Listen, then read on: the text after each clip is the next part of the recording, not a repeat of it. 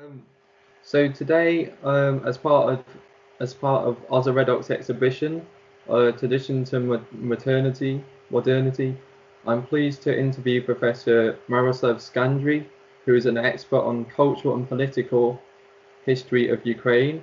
The interview is to learn more about the influence of traditional folk culture on Ukrainian modernism and contemporary art.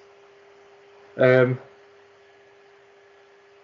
So, Professor Shkrandrij, you're an expert on Ukrainian modernism. How did you become interested in this area? Well, originally it was from the work that I did for my PhD thesis. I studied the 1920s when I was at university in Toronto in Slavic studies. And I discovered this really fascinating period. The 1920s was an explosion of creativity. It was a desire to create a new society, but also it was a time when the newly formed Ukrainian state was trying to create a modern identity. So what it did was it encouraged writers, artists, creative figures to look into the past, but also to create something very modern, very new.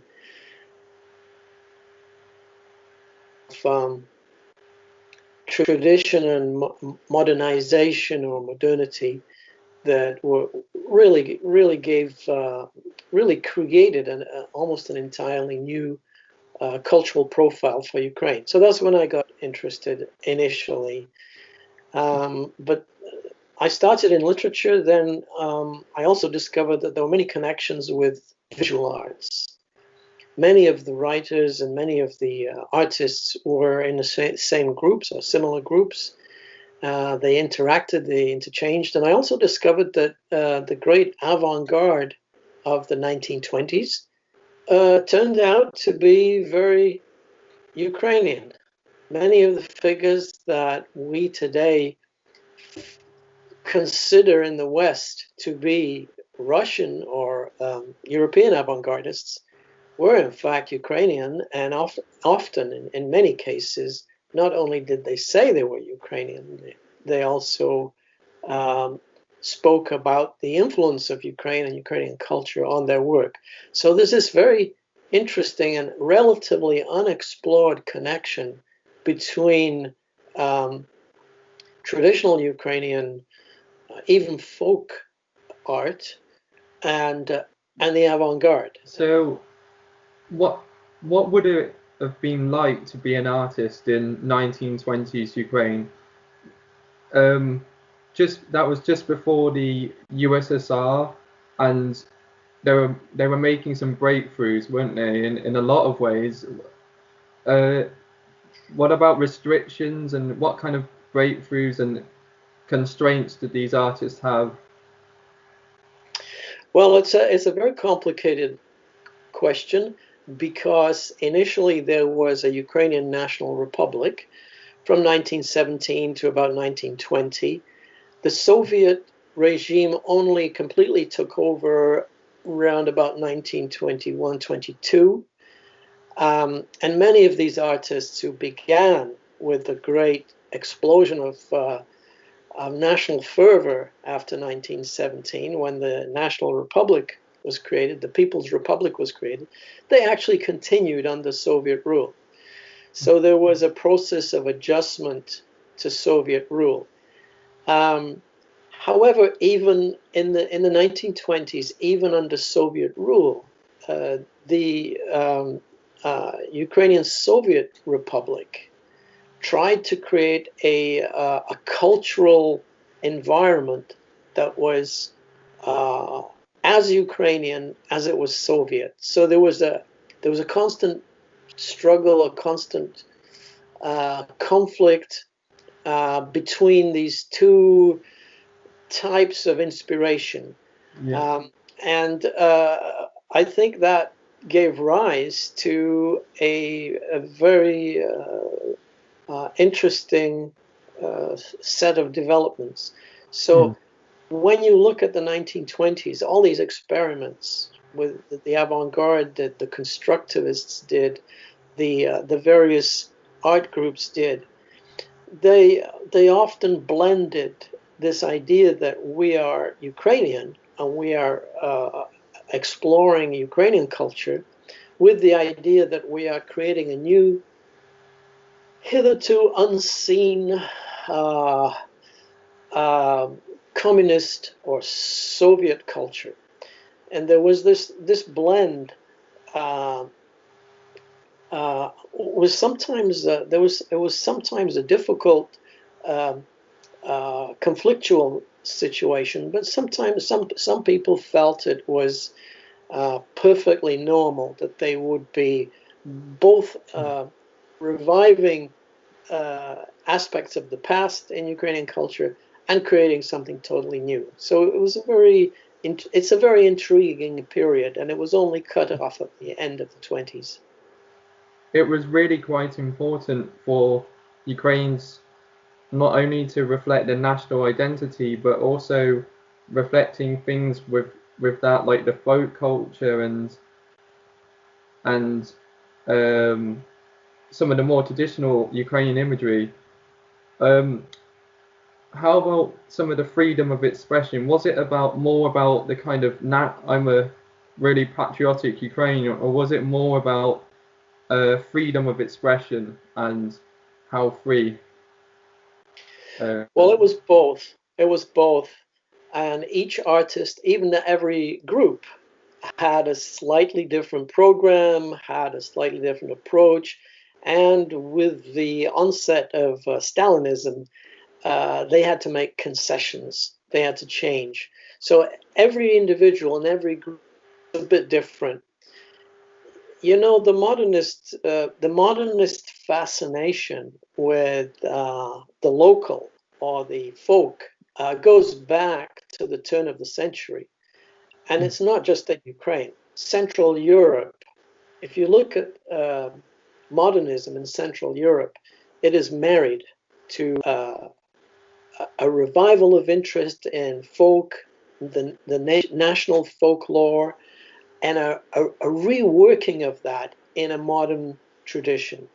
So there are many, many artists in Poland, in Czechoslovakia, in Germany, and in Russia, as well as in Ukraine, who really rediscovered around about 1910, rediscovered and tried to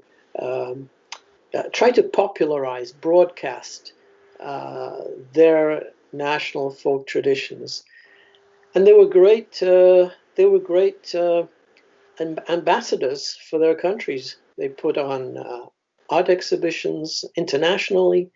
There were a couple of groups in Ukraine, including this very interesting and underexplored woman called Yevgenia Przybylska, who put on, during the First World War, even put on these exhibitions of Ukrainian folk designs. In Galicia and even in Russia, there was a revival of interest in the icon. People thought the icon was always dark and sooty, you know, and then when they began renovating them or restoring them, they discovered they had brilliant colors, and all of a sudden, this was also the beginning of Cubism, of experiments with the avant-garde in Western Europe, and all of a sudden people discovered that the icon was very modern, was a sophisticated art form.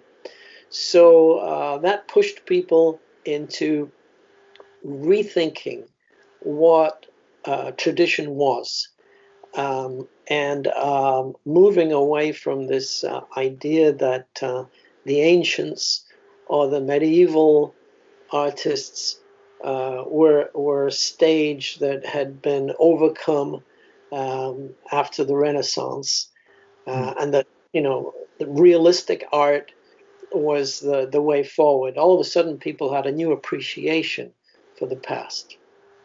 So it didn't own, as well as promoting Ukrainian identity. Um, was there kind of a unique style at that time? Well, this is a fascinating question. Every country had its modernism. Every European country, including Eastern Europe, the Eastern European populations also, and everyone had a slightly different modernism. So the question is, what was what particular aspects were stronger in each country? It doesn't mean that there was one form of modernism in Ukraine or one form of modernism in Poland or Russia. It just means that certain aspects were stronger. Now, in my book, I actually try to point people in a direction where they can explore this, and I just throw out a few suggestions. The Ukrainian modernists were less concerned with the visionary future. So they were less concerned with this sort of ideological aspect of modernism, where you create the new man, the new woman. It's the very futuristic exploration of modernism. They were less concerned, they were less aggressive. So there was less interest in war, for example, or violence. There was more of an organic feel to Ukrainian modernism, a gentler approach. Also, they were very much interested in technical expertise. There's a sort of a tradition, artisanal tradition in Ukraine that they drew on, and this was also partially because they were interested in the folk arts, and folk creativity in Ukraine was very, very strong. Still is. It's very widespread, very strong. Everybody, well, not everybody, but all peasants at the time decorated their houses, painted the interiors, did embroidery, created pisanki, or the Easter eggs. There was life was about artistic creativity continually, and this was a great advantage. This was something that artists understood and went to the people to learn from. So there's this sort of more organic, more respectful tradition, respectful of the archaic, by the way. You can be modern in different ways. One way of being modern is to go into the ancient past and discover something that has been forgotten, bring it back, make that new again. So that was particularly strong in Ukraine. I mean, a lot of the modernists, and especially in Ukraine, but under the influence of the USSR, they tended, well, they had to come to quite a rapid end, and they became kind of restricted and maybe even less free to work. So what kind of role did Western Ukraine, the diaspora, Canada, and countries like Canada and the USA kind of play in supporting some of those Ukrainian artists, and were they able to kind of continue their practice, or did it lead to a different style, for example, postmodernism, or kind of Andy Warhol? He was obviously had a Ukrainian background as well, and how did those kind of things, how did that turn out? Yeah, well, that's a great question, and it's very rarely asked. There was a Central European modernism, and the emigres from Ukraine, after the failed state of 1917 to 1920, many of these intellectuals moved to Central Europe. So they lived in Paris and Berlin and Munich and Warsaw, and Prague was a big center. Yeah. And many of them developed their art or their studios there, and became quite well known, quite famous, in fact. So they felt that they were part of this new modern art world.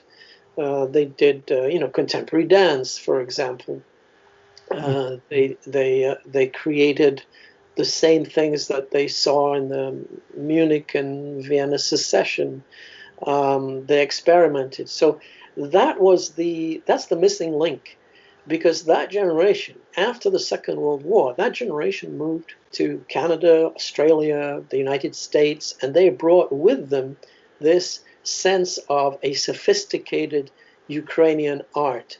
And Oseredok in Winnipeg here was founded by those people, and the art that is there was actually created by, collected, and brought or created by those people.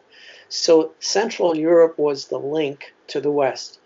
Yeah. Now, in the West, that tradition of modern Ukrainian urban,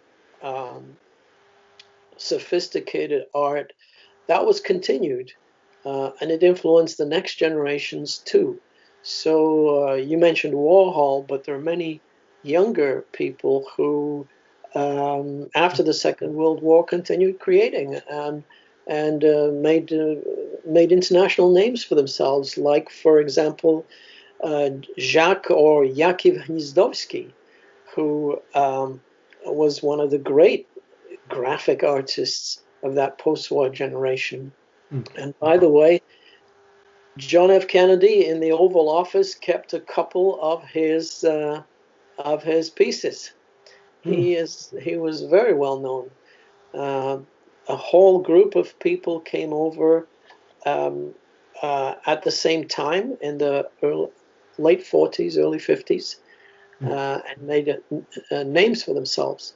But there were also people who stayed in Europe, not in the Soviet Union, but stayed in places like Paris, Vienna, Berlin, and became very well known, either sculptors or artists. Yeah, how was it received? Was it in terms of Europe and America? Did they receive the kind of Ukrainian artists coming through well, or some of them had a bit of an uphill struggle? Or well, there were various. Initially, they all had a struggle, because when you arrive as an emigre, if you're talking about the emigre generation, it's always difficult. So there were people who arrived in the interwar period, and then there were people who arrived in the post-Second World War period in the 40s, and initially they had difficult times. But many of them were great artists. You wouldn't know initially from their work. It doesn't scream Ukrainian. Some of it does, but not all of it. And so they simply made a reputation for themselves. A person like Alexander Hrishchenko came out of the Russian avant-garde, actually. He's from Moscow. Then he was in Constantinople, and then he went to Paris, and the discovery he brought was the Oriental colors. Or you had, Sonia Delaney, who always said that she was very much influenced by Ukrainian art that she saw as a child, and colorism became associated with her, not necessarily directly with Ukraine or Ukrainians, but when you interview these people, Alexandra Exter in Paris or Sonia Delaney, they would always say, we brought color, we brought that Ukrainian love of color. So in a sense, they were visible as Ukrainians, but very often they were not. They were simply known as Western European or North American artists, and they came from somewhere in Eastern Europe. So some made it big quickly and strong reputations. Others took a while. But we're also talking about really sophisticated artists. They're not kitsch. These are people who transformed Their inspiration may have been partially folk arts or folk lore, but they transformed it in a way that is unrecognizable. And actually, sometimes the common people, if you want to call them that, ordinary people, disliked their art because they were not ready for it. Yeah. So, I'll give you one example: Ukrainian Church Art, the icon painting, the decoration of the walls, the frescoes, the stained glass windows. In the 50s and 60s, many of these artists who came from Ukraine completely transformed that art form, made it very modern, angular shapes, simplified structures, symbolic forms. And they were not, very often the parishioners were not very happy initially. But it gradually, they gradually began to understand the aesthetic, and it worked. So there's one artist, Roman Koval from Winnipeg, who did a lot of the stained glass windows. And sometimes the parishioners would say, "Look, we don't like this," and he would say, "Well, give it 6 months." He would come back in 6 months, and they would say, after staring at the stained glass windows for 6 months, they liked it. They wanted to retain it just as it was. There was an educational process. Yeah. So, how about yourself? Do you have any particular artists in the exhibition that really appeal to you, stick out to you personally, or anything you particularly connect to? Almost spontaneously, what comes to mind? Well, struck by was how little I knew about some of these artists. Osseredok had these various pieces by people who I had very little understanding. I didn't know about their biographies. I didn't know there's a woman called Maria Dolnitska who came over to Minneapolis and developed a style of enamel, icons and images in enamel. She did not do well. She almost starved to death. But she went back to Vienna, created a studio, became very popular, then was invited to Lviv, which in the interwar period was still under Poland, and she created a school there. Half of it was Ukrainians, half was Jews and Poles, and she was extremely successful. I was struck by her art, and I was also struck by the fact that I knew nothing about her.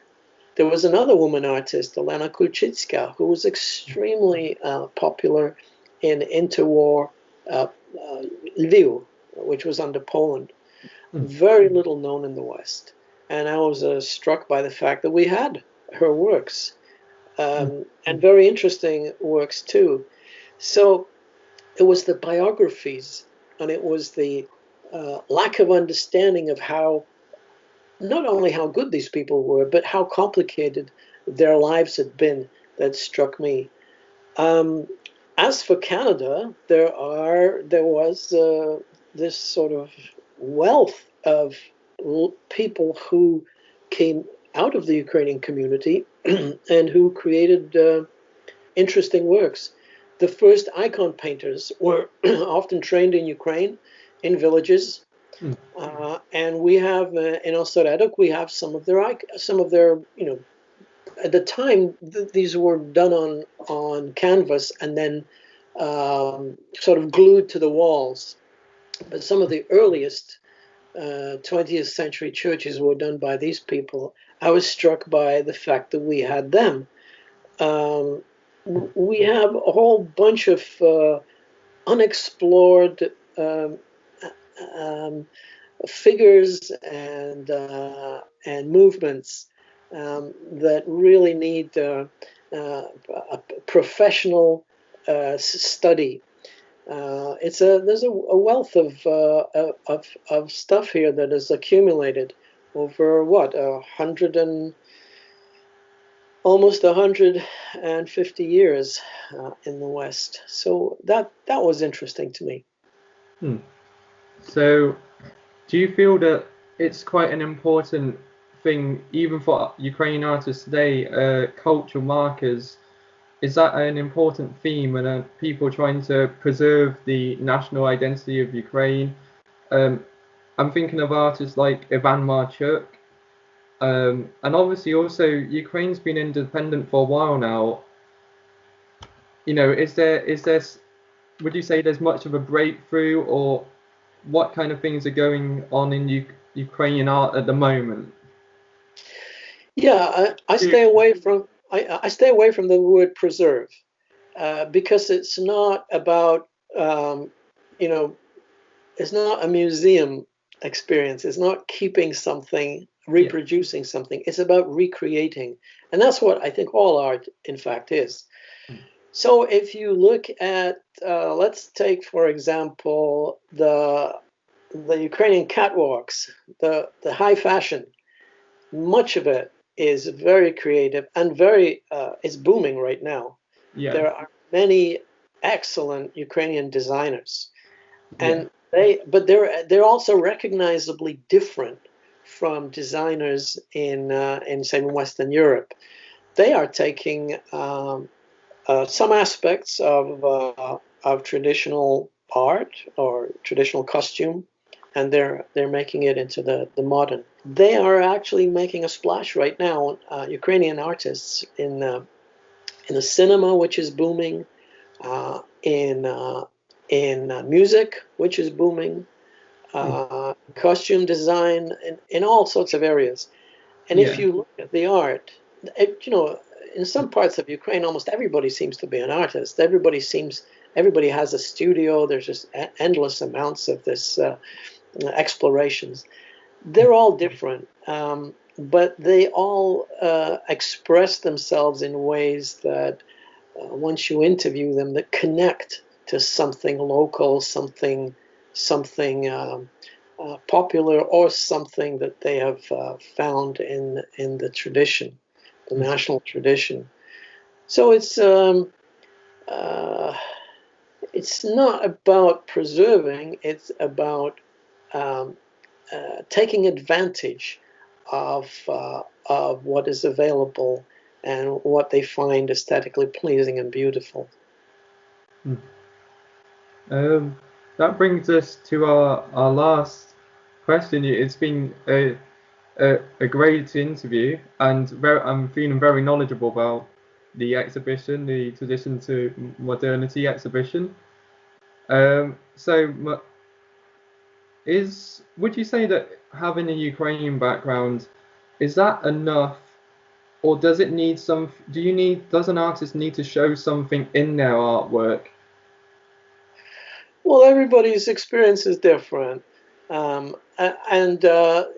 you know, people are complicated. People have intriguing and intricate lives, and they will explore what is important to them. So, for some people who are radically minded, who want to upset and overturn the apple cart, they will try something different. You know, other people have a gentler, more a sort of serene approach to life, and they will look for inspiration elsewhere. There are all these different things, but it's not about themes. It's not about specific images. It never is, in fact. That's if you go that route, you sometimes end up closer to kitsch, and that's what a good artist tries to avoid doing. It's a bit like saying, okay, we're in the 21st century. How do we express 21st century? Well, some people will want to express it. Some people will not be interested in expressing it. But they do it in different ways. But in the end, when we get to the 22nd century, people will look back and say, look, all these people from the 21st century, look, they're all doing the same thing. They were interested in this same, you know, you are captured by your time, whether you like it or not. You are captured by the place you live, the people you're with, and that will stamp you in one way or another. But it doesn't mean that you have to look for that, that you are somehow bound by that, that you need to do that. So you get a lot of different kind of people. And Marchuk, if you want to take him as an example, There are many things about him that interpreters, people who critics might say are very Ukrainian. But there are other people who'd say, well, this is just a really interesting, good artist. He's a fascinating painter, and find things that are of value, of universal value. Well, as I've just said, it's been a fantastic interview. I'm sure anyone who watches this will feel they can at least know the kind of basics about the traditions and modernity, and just thank you very much for sharing your knowledge and thoughts. It's been really good. It's been a pleasure. It's been a pleasure. Thank you for contacting me. And I'm sure we can put in, if you mentioned a book that you'd written. Yeah, I have a recent book called Avant-garde Art in Ukraine, 1910 to 1930. Yeah. Actually, people in Ukraine are discovering their own avant-garde.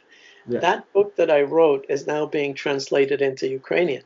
And they themselves are fascinated by this link between the avant-garde and, the folk, the traditional, the past. They themselves are discovering it. Yeah, it's quite. I think there's a lot of room at the moment for Ukraine to really come out of itself, especially after the USSR, really come out in terms of art. At the moment, I'm with my MA that I'm actually looking at. I'm looking at is there a kind of specific style of which I seem to recognize that whatever subject I paint, there's something Ukrainian that shines through it, whether it's a color or just a style, it looks a bit Ukrainian. And whether I'm painting something from the Amazon rainforest or I paint some abstract picture of a city, there's something that Ukrainian that shines through. So that's what I'm doing for my MA. Yeah. Well, somebody once, some Ukrainians once approached Archipenko, Alexander Archipenko. Yeah. Yeah, and they weren't quite sure what to say, but they said, well, do you feel Ukrainian? Are you Ukrainian? Because, Archipenko's work is not immediately recognizable as Ukrainian. And his answer was, well, how could I be anything else? It's just your experiences, your past shape you, your interests. And actually, my feeling is, I mentioned this in the book, if you look at Archipenko's work, it has there's a strong influence of these ancient sculptures from the steppe, the so-called stepovi babe, the steppe monuments or the steppe fertility symbols. They are very, very much like some of his work. Small heads, smooth figures, very mysterious, a link to the ancient past. And then I discovered that as Archipenko was a child growing up in Kiev, he would go to school in the morning, and on the way he would climb one of these statues, the same one that is now in front of the National Museum in Kiev. But on the way home, as it was getting dark, he would avoid it because he was scared of it. He had this strange fear of this magical form.